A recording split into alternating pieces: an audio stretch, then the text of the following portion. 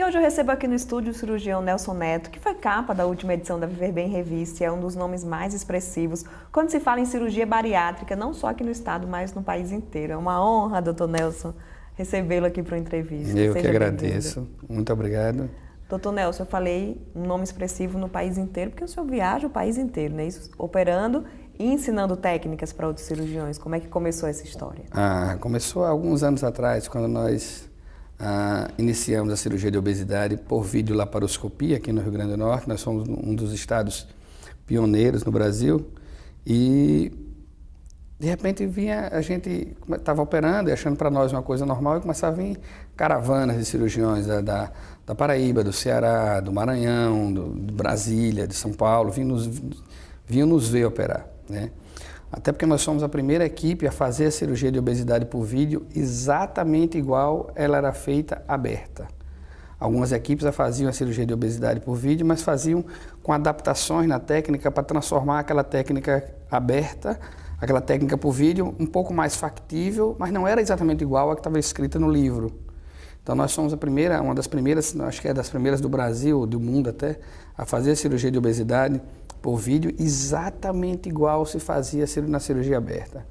Isso despertou a curiosidade de todo mundo que vinha aqui nos ver operar, né? E com o tempo eles queriam fazer também no estado deles. E cirurgia de obesidade é algo muito, muito trabalhoso e que exige muita habilidade do cirurgião do ponto de vista laparoscópico.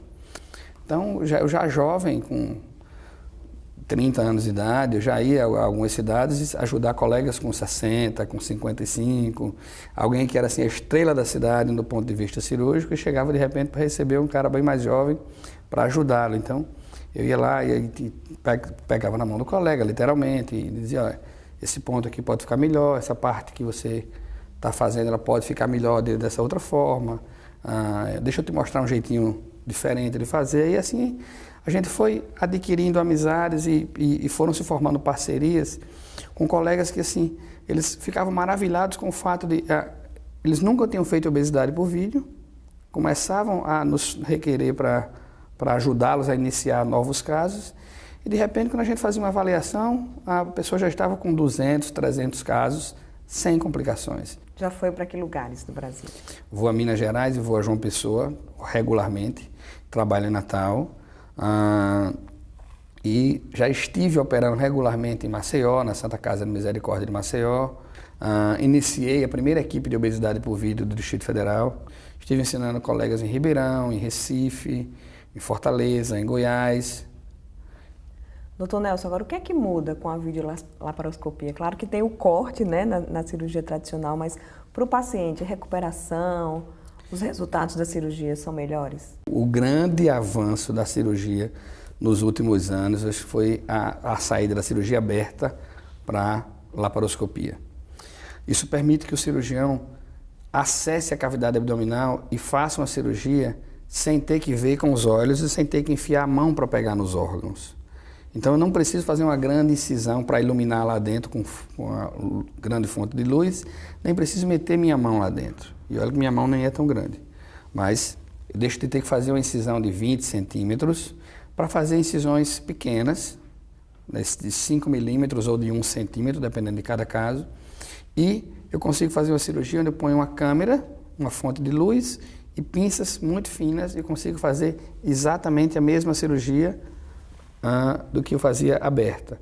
Só que agora eu não preciso mais pegar com a mão nem ver com o meu olho. Eu posso pegar com pinças finas e ver diretamente olhando no vídeo. Então, se eu corto menos, eu cicatrizo mais rápido, eu tenho menos dor no pós-operatório, o paciente volta a andar muitas vezes no primeiro dia, na maioria das vezes no primeiro dia, o paciente tem maior retorno mais rápido às atividades de trabalho, o paciente sangra bem menos, o paciente tem menor risco de hérnia. E assim, o que é que tem de novidade? Porque a obesidade, todo mundo sabe que é uma epidemia mundial, né? Tem todos os congressos, eu escuto falar disso. O que é que tem de novidade, de avanço nessa área da cirurgia bariátrica, que termina sendo um recurso importante para tratar a obesidade? Existe muita novidade na parte de tecnologia de materiais, né? Os grampeadores hoje estão infinitamente melhores do que na época que nós começamos.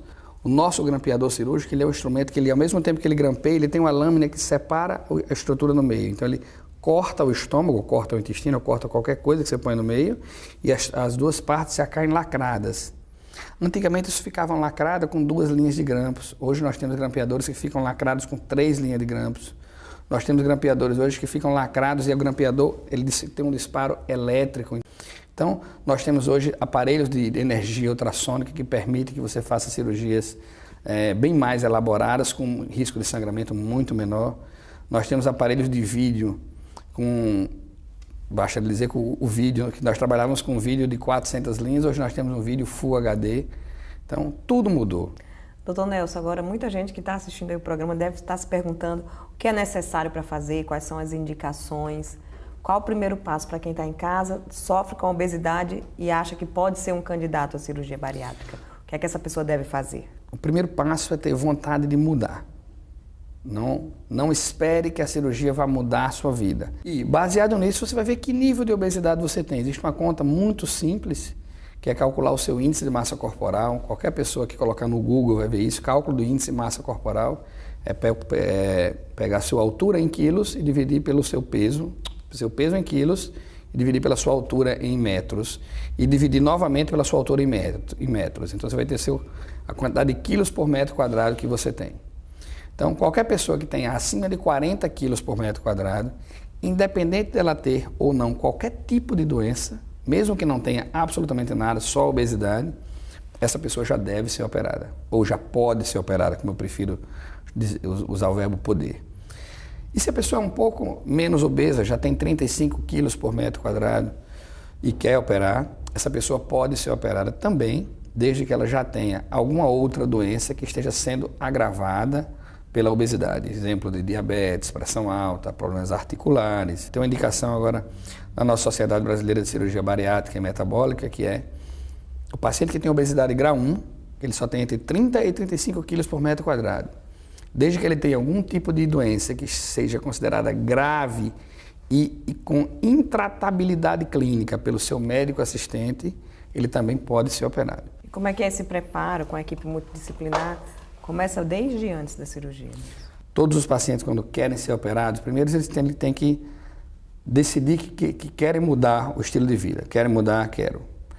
Para você mudar o estilo de vida, você vai ter que passar por uma cirurgia. Quer passar? Quero. Para ir para a cirurgia, é necessário que você aprenda tudo sobre essa cirurgia, como fazer para viver bem depois de operado e o que você pode não fazer, o que você deve evitar para não ter problemas com a cirurgia.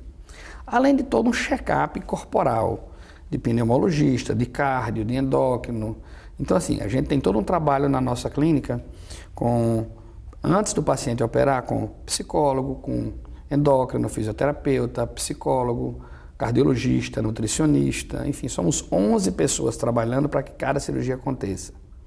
Algumas pessoas chegam e dizem, estou consultando hoje pela primeira vez, eu quero me operar tal dia. Eu digo, não sei se você vai acabar tal dia. Você pode acabar com 1 mês, com 2 meses, com 3 meses, eu não tenho pressa. Existem alguns pacientes, inclusive, que são tão obesos que a gente solicita que perca 10% do peso inicial antes da cirurgia. Doutor Nelson, infelizmente o nosso tempo é curto, mas assim, com essas mais de 2.000 cirurgias que o senhor já realizou, qual o conselho que você tem para dar para quem está em casa, que quer fazer a cirurgia, ou os que já fizeram e erraram no meio do caminho? Dá para reverter isso? Dá. É comum as pessoas me procurarem, às vezes, para querer fazer uma recirurgia. Na verdade, não. O conselho que eu tenho é, se você chegou à conclusão que não tem como emagrecer, e para emagrecer tem que operar, aprenda desde já que uma parte do trabalho é seu. A gente tem que acabar com aquela personalidade do gordinho passivo, de que faça tudo por mim que eu não consigo. Você tem que fazer. O paciente não se iluda, ele vai operar, ele vai ter que fazer uma parte do tratamento. Aliás, a parte que é para o resto da vida é dele. Tá?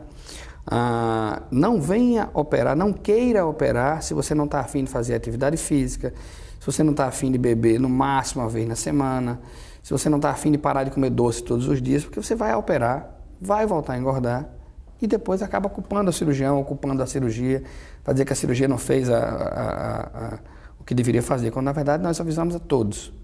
Depois de operados, só existem 3 inimigos para a cirurgia: o sedentarismo, o doce e o álcool. Isso não significa que ninguém tenha que parar de beber ou parar de comer doce, mas se beba regradamente. A gente vive numa cidade de praia, então muita gente acha que beber de quinta a domingo é socialmente aqui em Natal. Ninguém precisa parar de comer sobremesa. E assim, a gente tem que voltar a entender que a atividade física é fundamental, independente de cirurgia bariátrica, independente de ter feito uma cirurgia cardíaca. A gente faz atividade física na escola inteira, depois da faculdade, depois mete a cara no trabalho e para de fazer e começa a encarar a atividade física como um estorvo que eu tenho que fazer. E aí acaba não fazendo. Aí quando a obesidade chega, aí a gente começa a se preocupar. E aí quer que a cirurgia resolva e depois não quer fazer atividade física também. Só que tem que fazer, não tem jeito. Doutor Nelson, muito obrigada e seja sempre bem-vindo aqui no nosso programa. Obrigado a vocês. Bom dia. Bom dia.